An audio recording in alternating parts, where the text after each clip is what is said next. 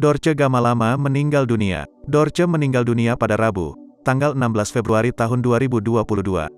Hal tersebut dikonfirmasi oleh sahabatnya, Hetty Sunjaya.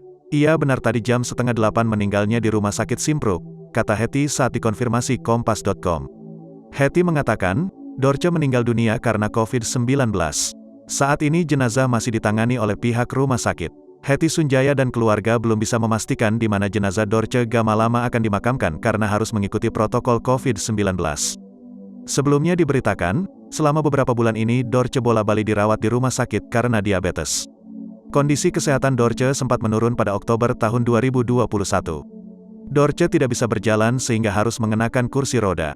Selain itu, Dorce juga didiagnosis menderita Alzheimer. Penyakit itu membuat ingatan Dorce terganggu. Ucapannya juga kerap melantur. Sejak sakit, sejumlah rekan artis silih berganti menjenguk Dorce. Meski sakit, Dorce memiliki semangat untuk sembuh yang cukup tinggi. Bahkan ia sempat syuting video musik. Dorce meninggal dunia dalam usia 58 tahun.